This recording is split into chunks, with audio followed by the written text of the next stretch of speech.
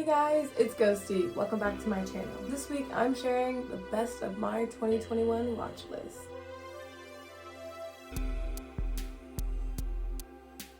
We're about a month in 2022 and I finally got around to reflecting on my 2021 watch list. If you follow me on Letterboxd and you've been following me on Letterboxd, you know that I keep a list of my first time watches every year. I end up sharing that list every year at the end of the year, and this year I wanted to make a video highlighting some of the films on that list. I watched a lot of great movies in 2021 and I didn't expect to watch any great movies, honestly. 2020 was an interesting year for film for me.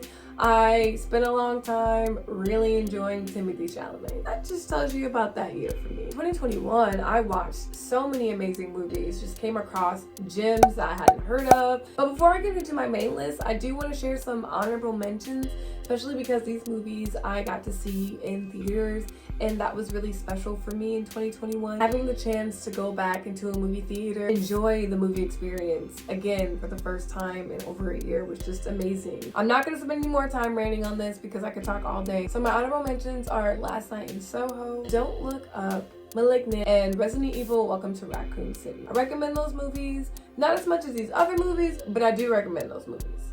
Alright, let's get to the main list. Honestly, I didn't know anything about this movie before I watched it, and this was the first movie I watched in 2021. Wish I would have got a trigger warning on it, but honestly, I'm not even upset. I can't even be mad. Sometimes you just watch a movie that's just so tragically beautiful and real and raw. I have to give props to the director and writer Eliza Hittman because I just felt so seen in so many ways, and me at 12 felt seen, me at 15 felt seen, me at now 26 felt seen. This is a movie for women. Although it revolves around a teen pregnancy, this is a movie, when I say for every woman out there, it's every woman out there. Major props to Sydney Flanagan, the lead actress on this who played Autumn. Her acting is so astounding, especially because her character has so few lines. I just love this film.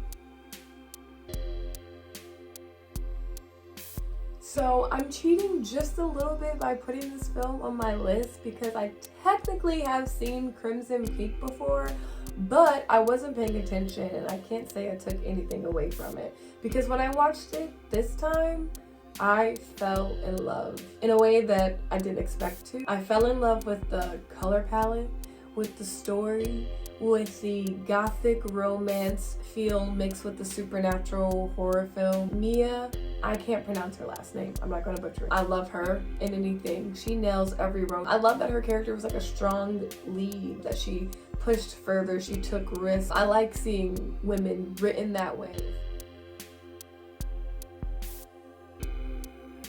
Rent-A-Pal was a fun discovery on Hulu. Hulu rarely delivers, but I guess when it does, it kind of does deliver. This movie is about this guy who discovers a tape and develops a friendship with the tape, literally. But it's actually really good and kind of sad. This feels more like an anxiety-inducing thriller than anything because you just don't really know what to expect, and you follow this character kind of transcend into madness due to his loneliness. I believe it's still on Hulu, so if you have Hulu, definitely get on there and check it out.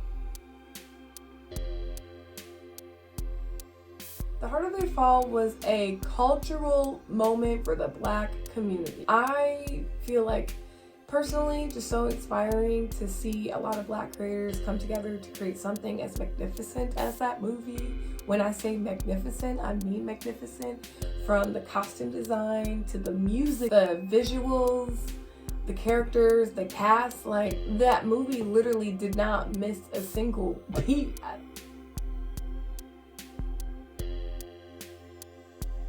I went into Halloween Kills with zero expectations and left being in love with the movie so much. I watched it 3 times in 1 month. I just love that it reminded me of a great mix of the OG Halloween movie and Halloween Resurrection, because a lot of the scares were similar to the first movie and it had the essence of the Michael film, but it was so weird and bad shit. And I also really appreciated that the town was a character that the town cared so much. Halloween Kills is fun. I'm just gonna say that. I'll defend it. I'm one of those people.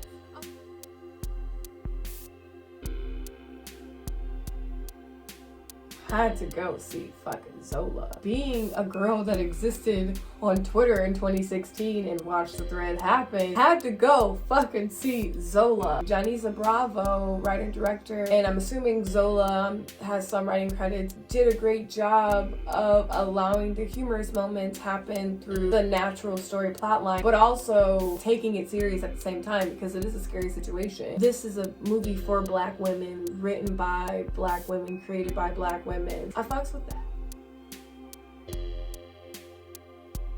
I'm also cheating a little bit putting this movie on the list because I did watch this. I didn't finish it because when I first watched it I was 17 and didn't quite understand the structure of the film. It was just way too disorienting for me back then, but now I can appreciate it as a way to add to the atmosphere of a film, and boy does that work. I think this movie makes you just empathize with the struggles of so many people. Movies that really make you empathize with people that struggle with addiction or any mental illness or anything are important to me, because it's important to empathize with people like that because we all struggle with these things. This is also another hard watch. Triggering, I would say probably just triggering as never, sometimes, rarely, always. So trigger warning on that. Thanks for watching this video. If you liked it, you can give it a thumbs up and be sure to subscribe to my channel. You can always hit the bell to be notified whenever I release a new video. Follow me on social media. I am now on Instagram transitioning social media handles, so please ignore everything that I say in this part of the video.